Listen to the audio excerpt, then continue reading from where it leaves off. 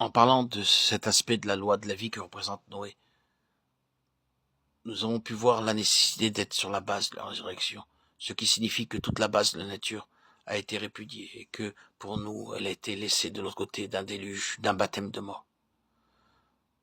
Nous nous considérons donc désormais comme étant sur une base de résurrection. Et là, nous mettons notre main dans celle d'Abraham pour le laisser nous conduire, nous dire ce qu'est le pas suivant dans le chemin de la vie. La loi de l'esprit de vie m'a affranchi en Jésus-Christ de la loi du péché et de la mort. Romains 8. Or, par la loi, je suis mort à la loi afin de vivre pour Dieu. J'ai été crucifié avec Christ. Si je vis, ce n'est plus moi qui vis, c'est Christ qui vit en moi. Et si je vis encore dans la chair, je vis dans la foi du Fils de Dieu, qui m'a aimé et s'est livré lui-même pour moi. Galates 2, 19-20. Ici, en un mot, nous trouvons la loi de la vie liée à la foi.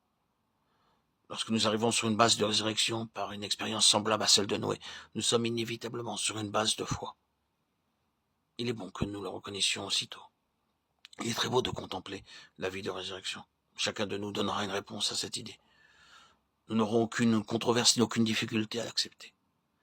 Mais comprenons bien que la base de la résurrection entraîne avec elle, inévitablement et inséparablement, une vie de foi.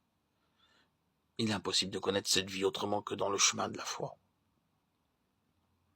Et c'est dans le chemin de la foi que cette vie grandit. Ces deux choses vont ensemble. L'une découle de l'autre.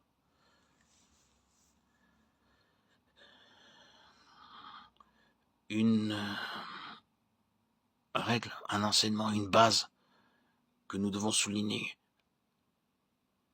sur ce qu'a vécu Noé a été ce petit mot, sortir. Le témoignage que Noé rendait tandis qu'il construisit l'arche, c'était qu'il était en dehors de l'état des choses qui existaient alors. Il préparait un exode, un moyen, une voie de sortie. Par la construction de l'arche, il déclarait ce fait. Je ne suis pas ceci. Je ne suis en dehors de ceci. Nous ne sommes donc pas surpris de ce que les premiers mots qui nous soient dits au sujet d'Abraham soient ceci, quitte ton pays, sors. Nous sommes sur le même terrain que Noé. Mais arriver sur une base de résurrection signifie arriver sur une base de foi. Noé symbolise la résurrection et Abraham la foi. Quitte ton pays, sors. La vie elle-même est une vie de foi. Nous ne parlons pas ici de la manière de vivre. C'est la vie elle-même qui est une vie de foi. Et la foi, qui est la foi du Fils de Dieu, est la vie. Ceci, naturellement, n'est pas une parole profonde. Nous n'aurions qu'à l'exprimer dans le sens inverse pour voir combien elle est simple et élémentaire. Tout ce qui n'est pas foi aura toujours la nature de la mort. Le doute est mort. L'incrédulité est mort. Le manque de confiance est mort, comme toutes les choses de cette catégorie. Les questions, les controverses, tout ce qui est dépourvu d'une simple foi ne peut que nous amener dans une impasse, nous mettre sous un arrêt. C'est la mort. Nous voyons donc la loi de la vie opérer avec Abraham dans la ligne de la foi, une foi qui agit de plus en plus profondément, qui produit la vie dans une mesure toujours grandissante. Ces deux choses vont ensemble.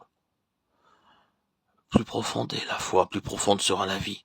De même, une mesure de vie plus grande implique une foi plus profonde. Nous remarquons qu'ici encore, nous revenons au mal fait par Adam pour le renverser. Avec tous ces hommes, Abel et Noé et Abraham et tous les autres. Dieu agit par un recul. Il renverse le mal fait par Adam. Lorsque nous arrivons à Abraham, nous trouvons en lui le triomphe de Dieu sur ce péché fondamental de l'incrédulité. Tous ces hommes sont des figures qui dirigent vers celui qui est vrai. En Jésus-Christ, ils seront tous rassemblés, non pas de manière figurée ou représentative, mais d'une manière vivante et actuelle. Et le triomphe qu'a eu Satan dans la séduction et la chute d'Adam sera complètement renversé, entièrement détruit.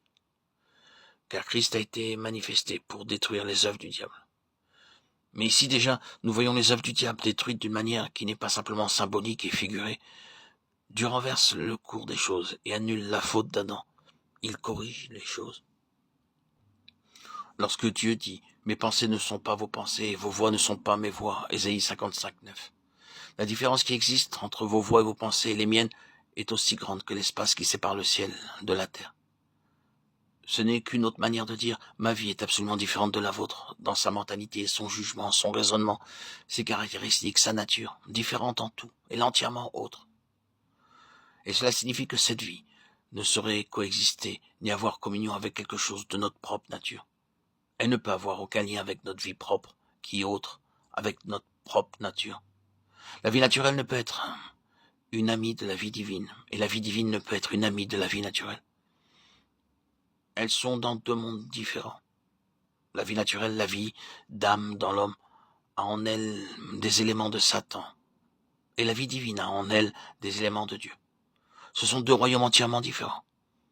Or, c'est un principe établi. Cette vie divine demande sa propre direction et ses propres relations. Cette vie divine demande ce qui est entièrement de Dieu. Et je vois dans ton pays, ta famille, la maison de ton père, ces choses qui suggèrent les relations et les influences naturelles.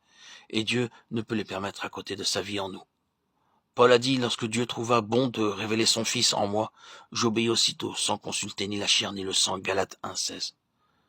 Cela aurait été influence humaine, influence naturelle en relation avec les choses de Dieu. Et c'est le principe que nous trouvons ici. En ce qui concerne la nature, cette vie avec Dieu doit en être complètement indépendante.